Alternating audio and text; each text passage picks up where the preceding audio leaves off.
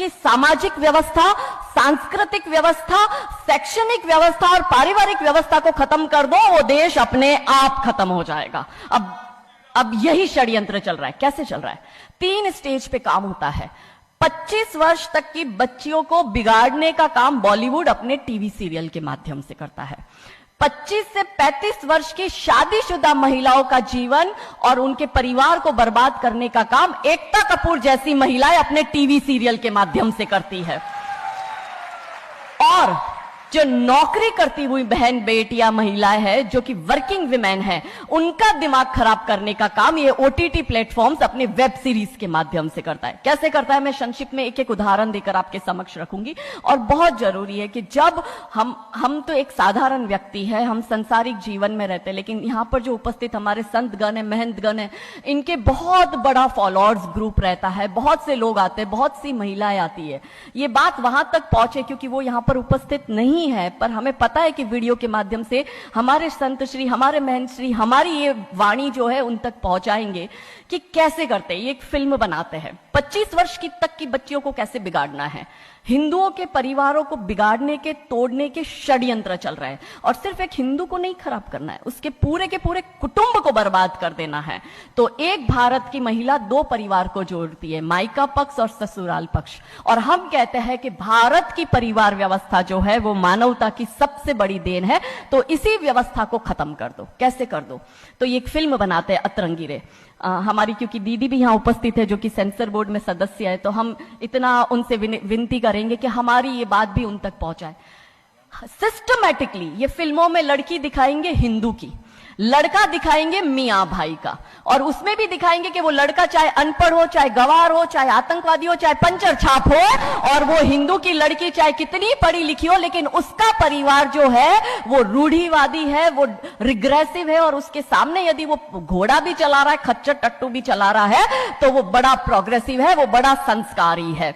कैसे करते हैं? ये एक फिल्म बनाते हैं अतरंगी रे।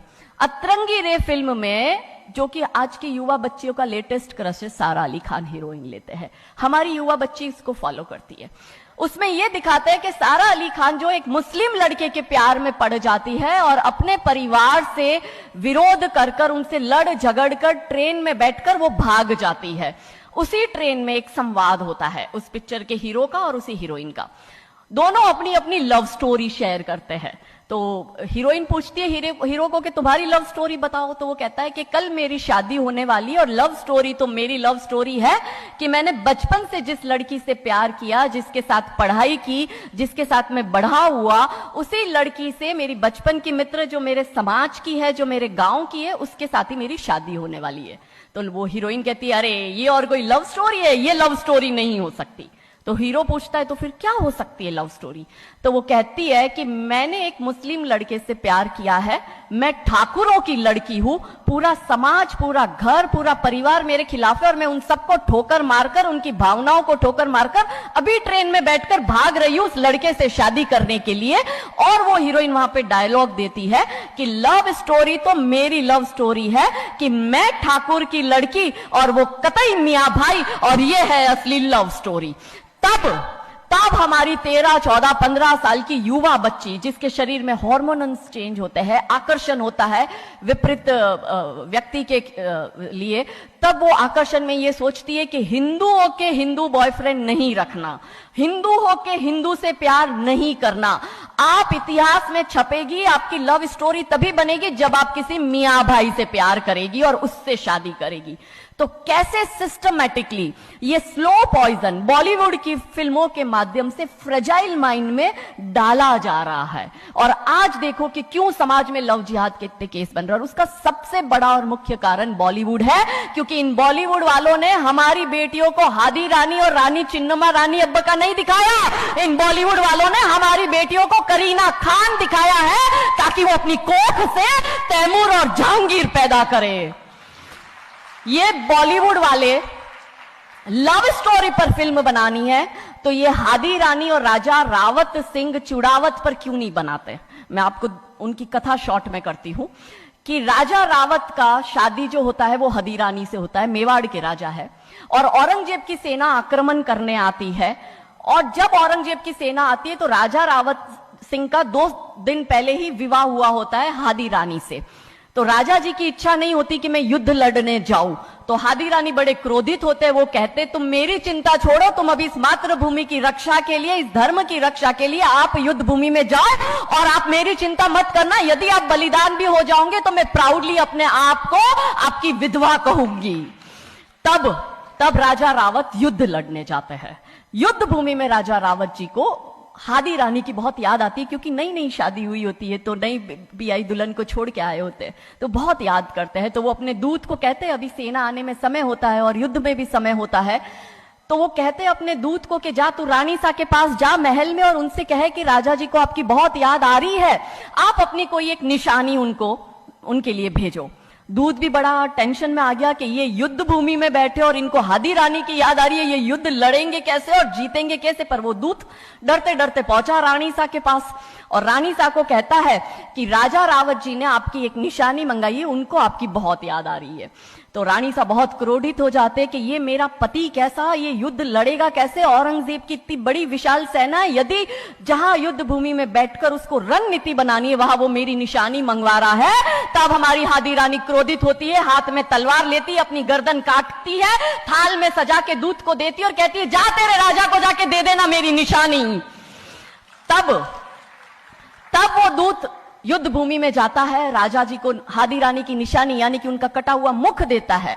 राजा जी बड़े दुखी हो जाते हैं, उनको लगता है उनसे बहुत बड़ी गलती हो गई। राजा जी रानी की अंतिम इच्छा समझ जाते हैं, रानी जी के लंबे बाल होते हैं, उन बाल की वो माला बनाते हैं, उनके मुख की माला बनाते, वो युद्ध लड़ते हैं, औरंगजेब से युद्ध जीतते हैं और जीतने के बाद राजा रावत वहीं युद्ध भूमि में अपना बलिदान देते, अपनी गर्दन काटकर वहीं अपने जीवन का त्याग करते हैं। ये है लव स्टोरी।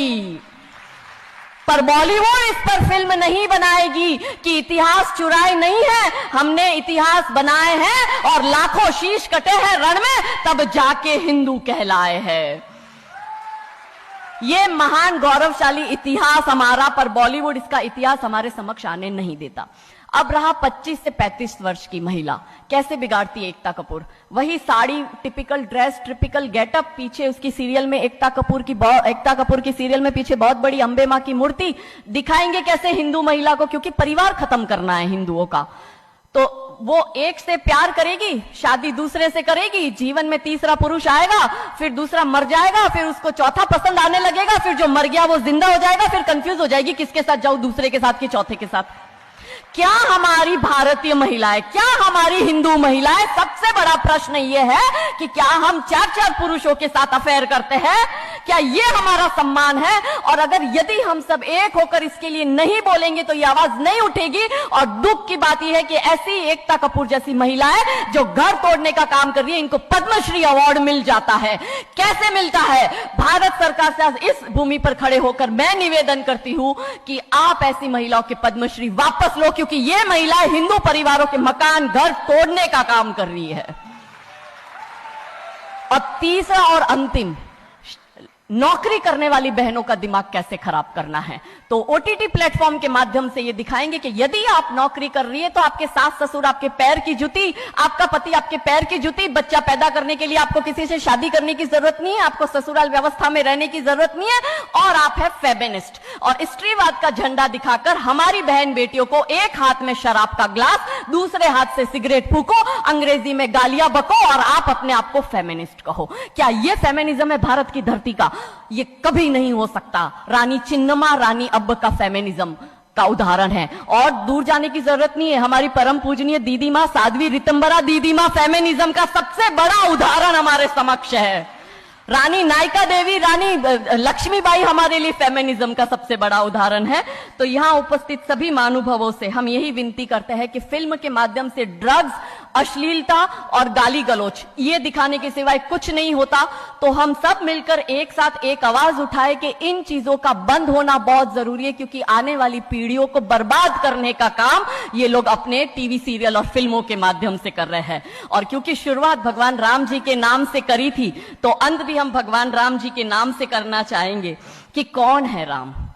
राम जो है चेतना है, बिंदु है, बिंदु जिससे प्रस्फुटित है तेज, तेज जो कि इस समस्त सृष्टि की रचना की कल्पना का हेतु है, अनाम है, अनाम जो है पंक्ति में प्रथम, प्रथम है धर्म धैर्य का